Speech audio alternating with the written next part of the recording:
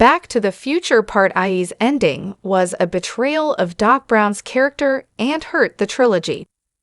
One element of Back to the Future Part IE's ending still doesn't sit right with me. Robert Zemeckis and Bob Gale's iconic trilogy wraps up with Marty McFly, now safely back in 1985 with Jennifer, receiving a surprise visit from Doc Brown, who has constructed a time-traveling steam train to carry his new family through the time-space continuum. Marty and Doc's heartwarming farewell ensures the Back to the Future trilogy ends on an uplifting, wholesome note, with Doc reaffirming to his young friends, and by extension the audience, that their futures are whatever they make them. Back to the Future Part IE never explains exactly how Doc Brown builds a steam train time machine while trapped in 1885, although a comic sequel helpfully fills in that gap by attributing his invention to the hoverboard Marty left behind. The more important question, however, is not how Doc Brown constructs the decade-hopping locomotive, but why. From one perspective, Doc's train can even be viewed as a betrayal of his Back to the Future character across the three movies. Doc Brown wanted to destroy the DeLorean in both Back to the Future sequels. While Doc Brown is thrilled about his temporal tampering in 1985's original Back to the Future movie, he gradually comes to regret that decision in the sequels. After witnessing Biff's manipulation of history using the sports almanac in Back to the Future Part II, Doc Brown resolutely decides that, after normality is restored and everyone is safely back home, the DeLorean should be destroyed. The line in question goes, "The risks are just too great, as this incident proves. And I was behaving responsibly. You can imagine the danger if the time machine were to fall into the wrong hands." More than just a fleeting concern, Doc Brown doubles down on decommissioning his time machine in Back to the Future Part IE, insisting to Marty, "As soon as we return to 1985, we'll destroy this infernal machine." While Back to the Future is hardly an introspective character study, Marty McFly and Doc Brown do each learn to become better versions of themselves over the course of the trilogy. Marty stops getting riled up by insults and chicken jives, while Doc Brown recognizes that no one should have power over time, and his own scientific hubris must not take precedence over others' lives. Doc Brown wanting to destroy the DeLorean was vital to his story.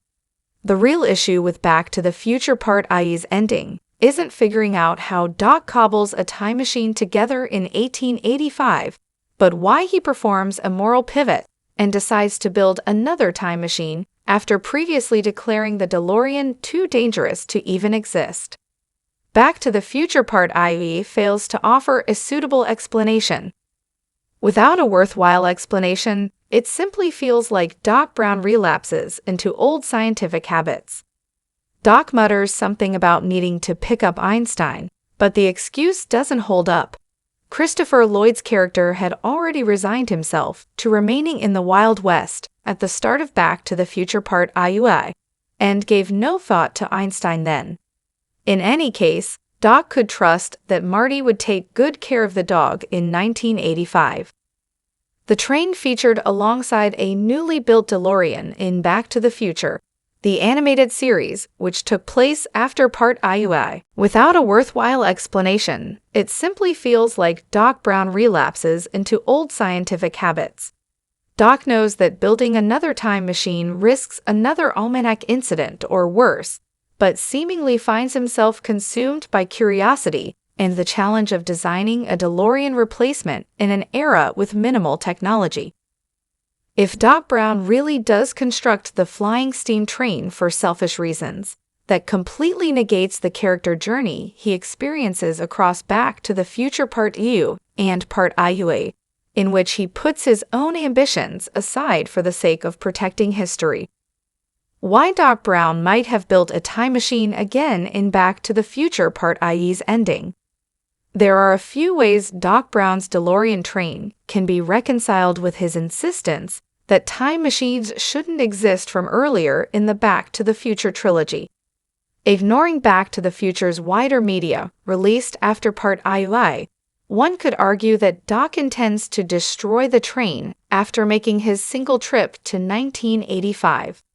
Perhaps the idea is just to pick up Einstein, say one last farewell to Marty, then return to 1885 and send the train crashing over a canyon. Perhaps he realized the best way to protect his new family was to remove them from the timeline completely.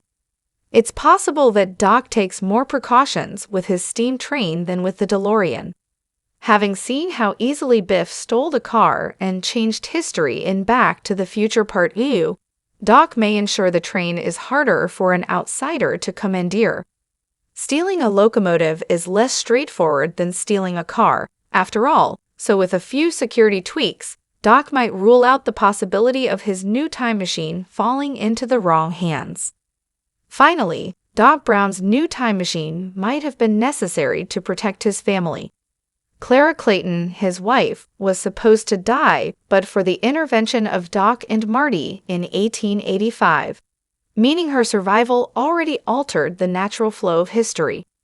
Doc and Clara having children together at the end of Back to the Future Part II pushes the timeline even further off course, so perhaps he realized the best way to protect his new family was to remove them from the timeline completely and travel through the time vortex forever, never settling in one place long enough to affect history.